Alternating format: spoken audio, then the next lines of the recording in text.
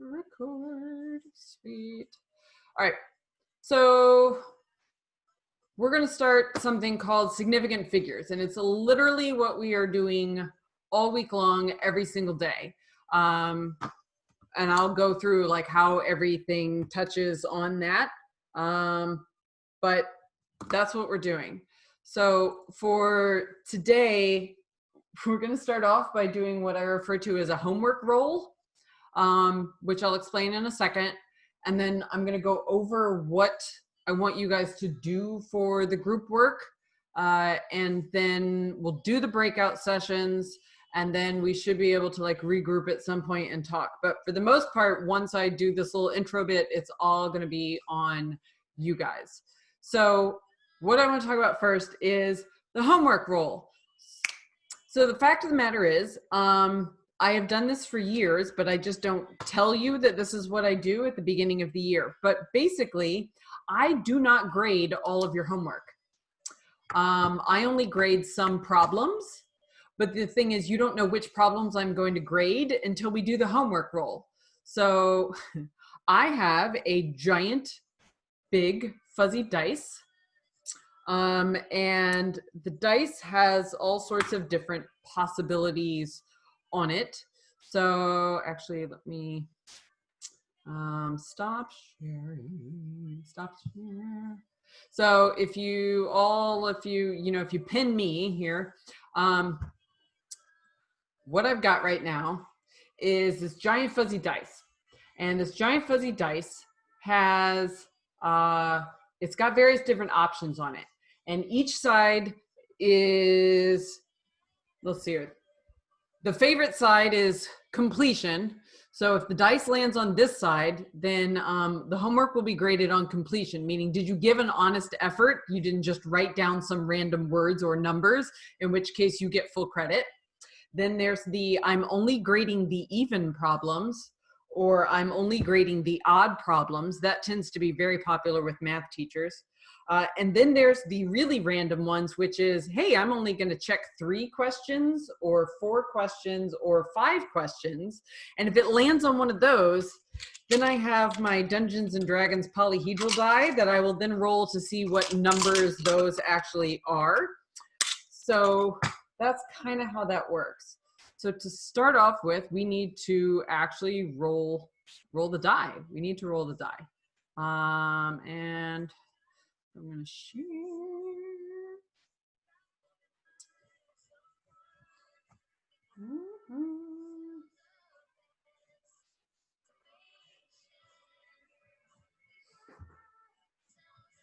Okay.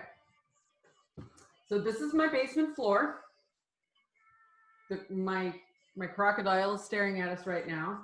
And here's our die. And so we're all going to watch and see what this is, so you know I'm not lying. Okay. So what we've got here, I'm checking 5 problems. So 5 problems. This is really funny. Oh, that's quite a delay. You're just now seeing me roll those die. Ah, that's hilarious. Spoiled it, come on. I did. It's so weird. Okay, so we're checking 5 problems. So we'll let this catch up. So we'll get up my polyhedral die. Now, I do understand that there was a very much a problem with the homework sheet, in that since I used a equation editor to put the problems in, oh, there's Beaker, to do the problems 15 through 20, not everybody could see them. So I will not be grading 15 through 20 because clearly not everybody was able to do them. So those will not count. If you did do them, I will correct them for you. So we'll just start rolling some polyhedral die. I'm going to grade number 9 here. So number 9 gets graded. What else gets graded? Number 4 gets graded. 9, 4.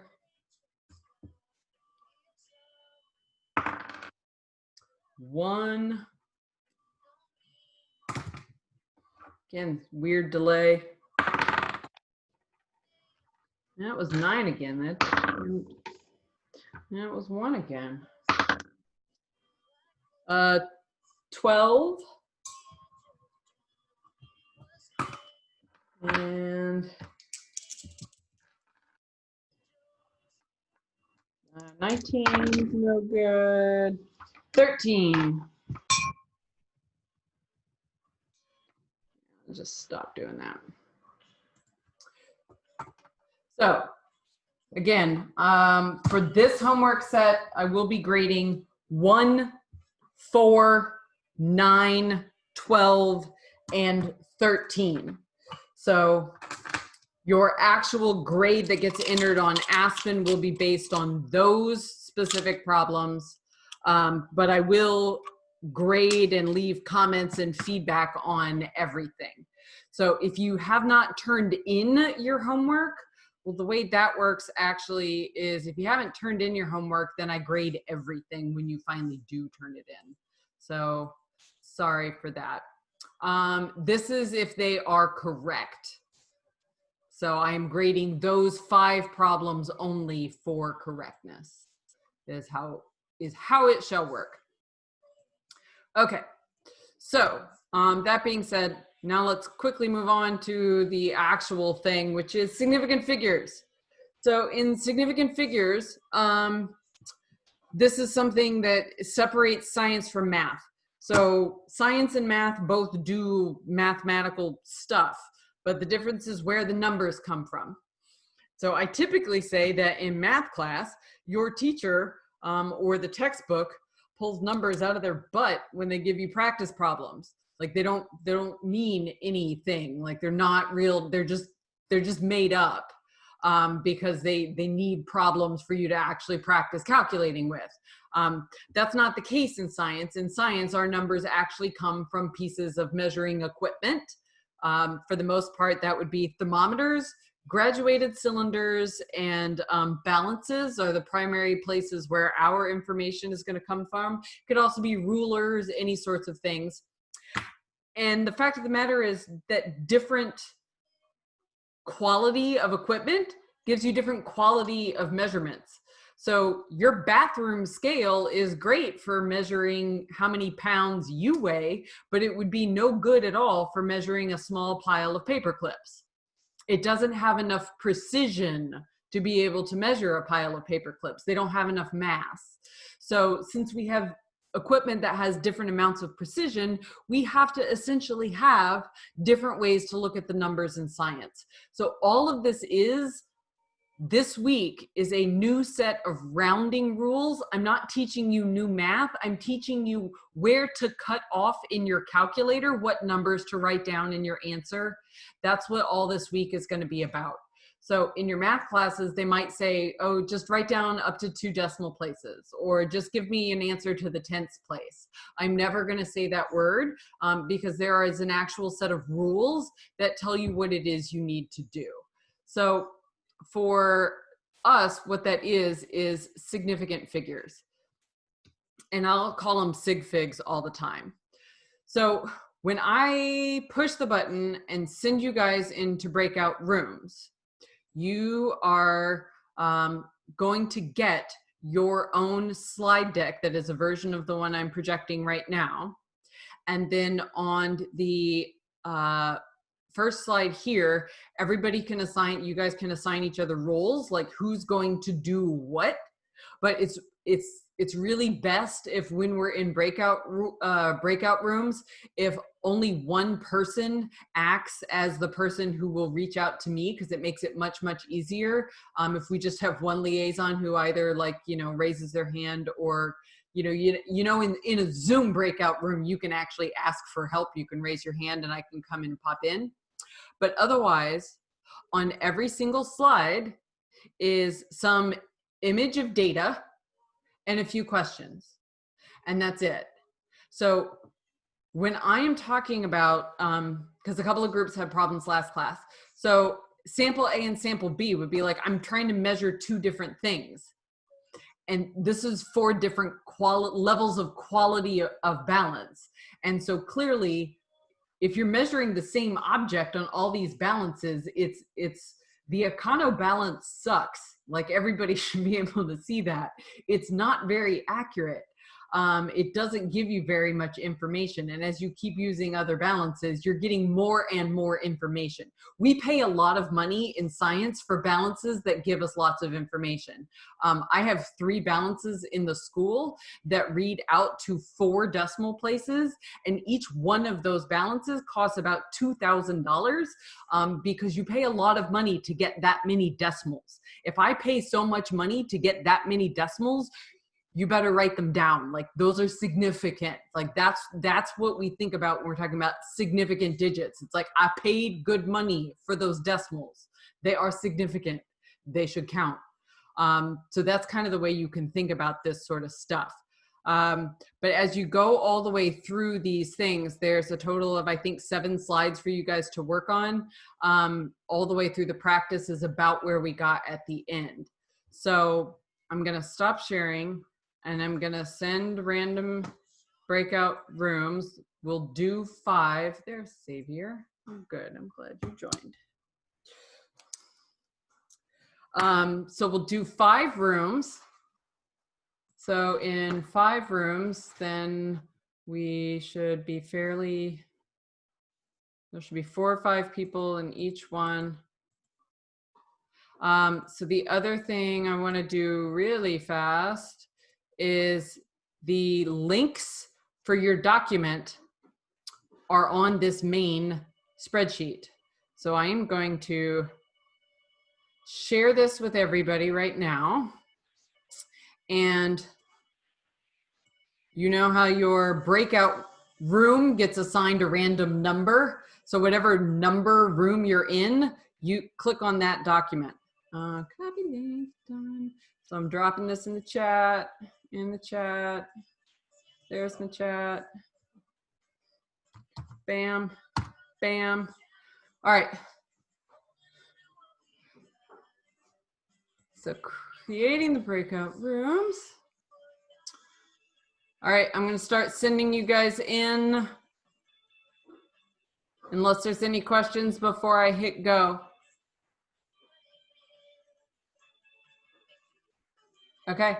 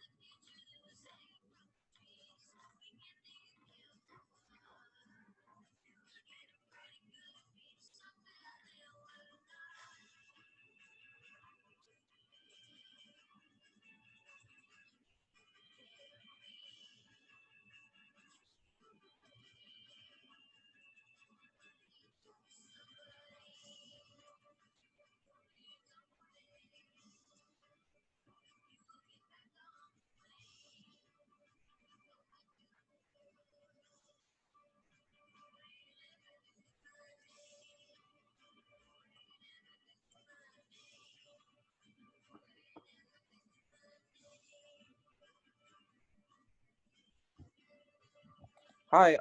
Like I don't know what it is. My internet just broke, or something like that, and so I just missed like a lot. So, yeah, I got kicked out. So I'm on my phone now. Okay. But It should be trying to send you to breakout room 5. Okay. And then you guys are all working off of a shared document in there. Okay. It looks like my computer just fixed itself, so I'm gonna go back on there. But Okay. thank you. I'll be back.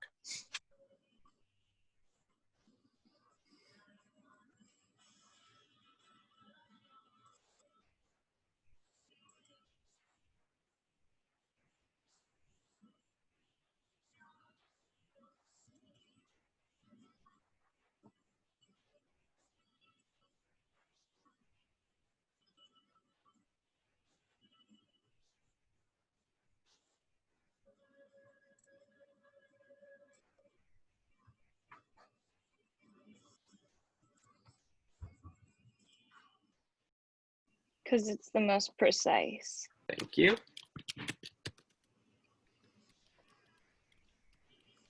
How we doing? Good. Hi. Hi. Cool. Okay. All right. Let me know if you have problems. Wait, can you? Yes. I'm having problems. Like I don't really know what I'm doing. I don't see any links on here. I don't really see Check any. the chat. I did, but I don't see anything. You don't see the link. No. You might have joined the meeting late, so Wait, actually, I'll put the link in this chat. yeah, I was about to say that's the nice thing about here is you can actually, and you can share the doc. You know, you should be able to share your screen too, I think.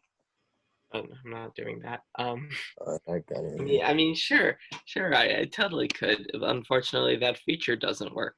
Okay, that's fine. All right. All right, you guys work it out. I'm going to room 3. Yeah, that's what we're doing. Hey, Miss Baskin. Hi. You Uh, rang? Hey, Miss Baskin. Okay, so I invited you because what was her name? I don't know. Jasmine. Jasmine just got kicked out from the meeting. Okay. I think it's something with like her internet probably. Okay.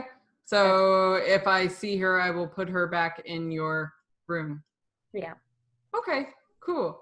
You guys know what you're doing. You're seeing that one balance really sucks and one balance is much better and moving through. Okay, cool. All right, raise your hand again if you need me. All right. Thanks, Miss Baskin.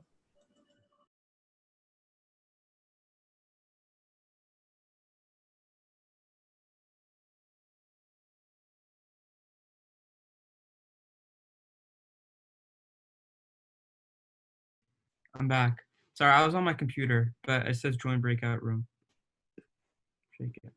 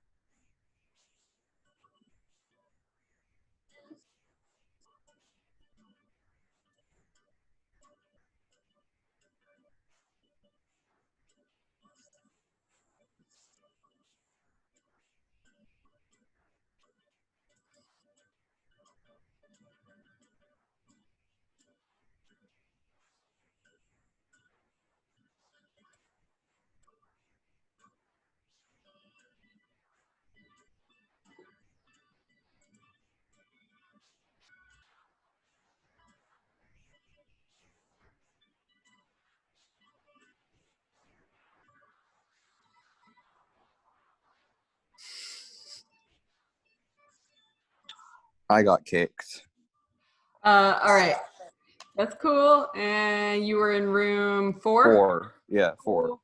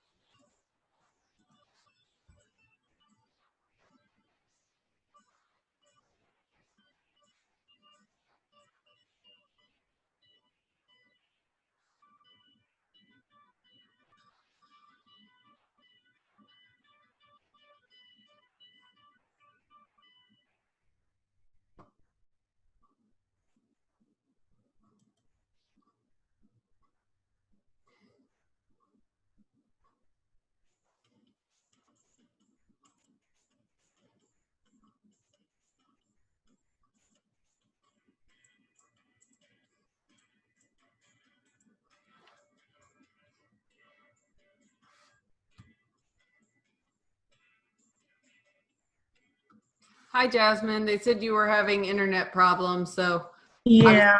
I was keeping an eye out for you. So let me throw you Mhm. back in room 3. Okay. Okay.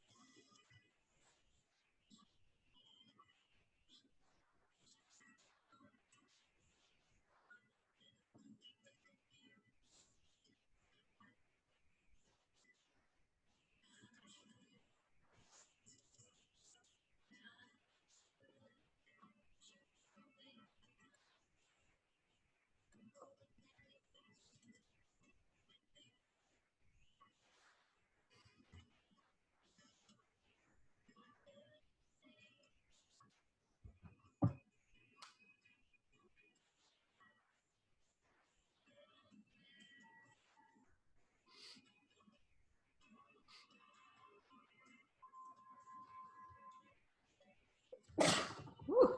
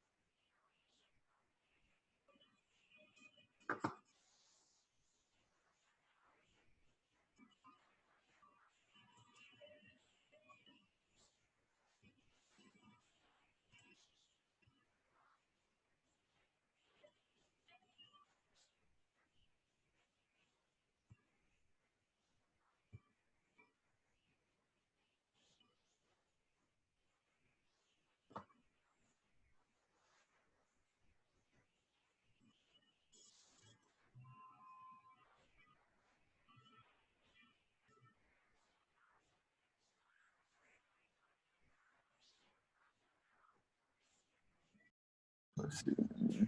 Jackal down. And then the 0 in the balance is important because it shows that even though it's small, Roxy is smaller than that. Let me look at this real quick. So you said Roxy has a larger mass than sample A and a smaller mass. What did you say after? Yeah, you got that. What do you say after that? Smaller mass.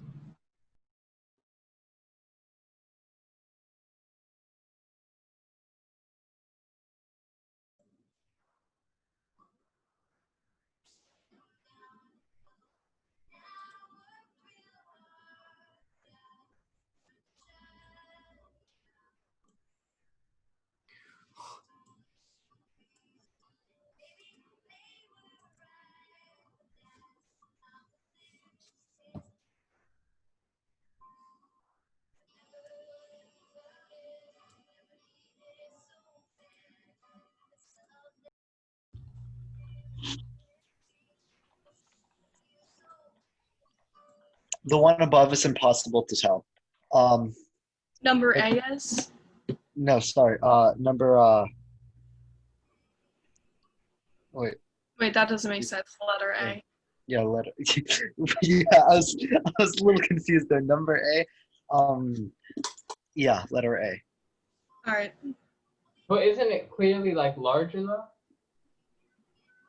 No, like you said, Roxy is this hypothetical new scale separate from sample A and B that has the same balance or same weight mass on the econobalance as the as shown in sample B. So it's either the same or impossible to tell. But sample B is clearly like even down to the exacto balance, even when it is less, it's still greater than sample A. Like I think there's too big of a margin of difference for them to be like similar. But we're not comparing sample A and sample B on question 2A. We're comparing sample B and hypothetical sample C. No, on 2A, you're comparing A and C. Yeah, but like I was saying on part B, you're comparing B and C. So you guys are both right, just not on the correct letter. You are both correct. Okay. Okay.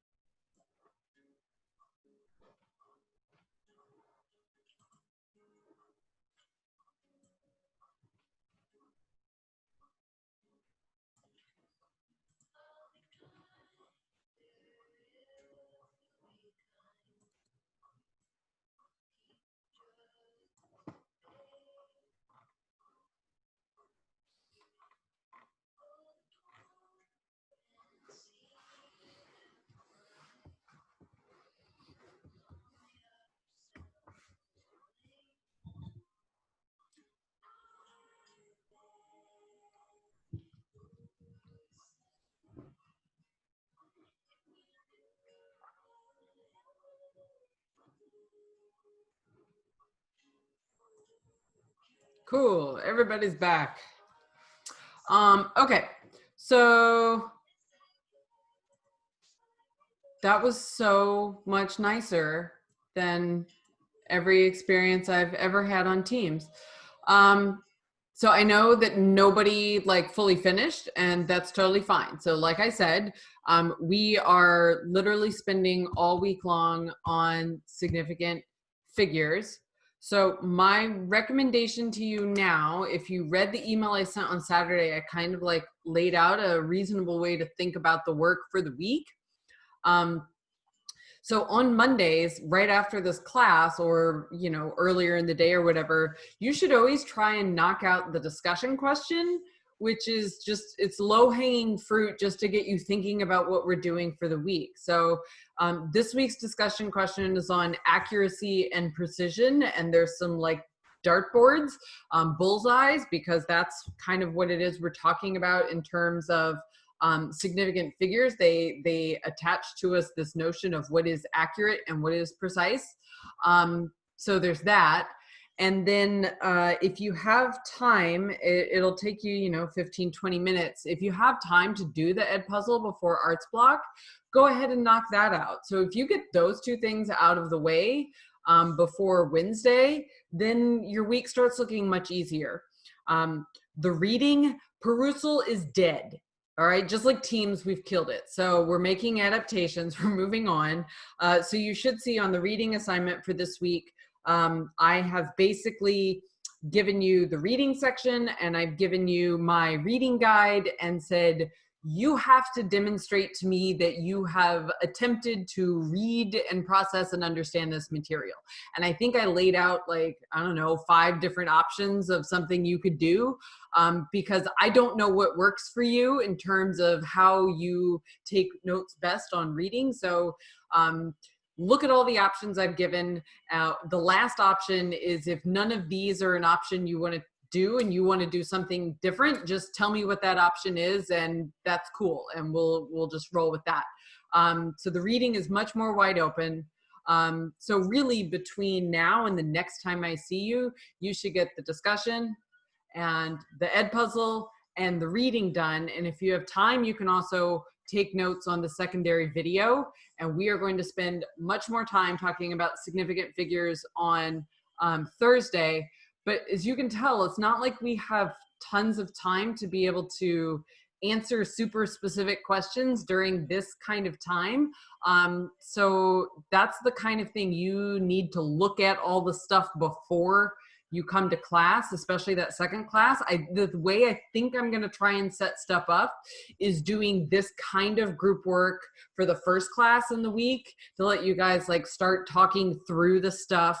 And then if you do my offline work, what they call the asynchronous work that's on Canvas, it should help you get to a point of understanding so that by the time we have our second class in the week, then we're practicing stuff and we're asking those fine little point questions, so that you're not trying to figure everything else out Sunday night.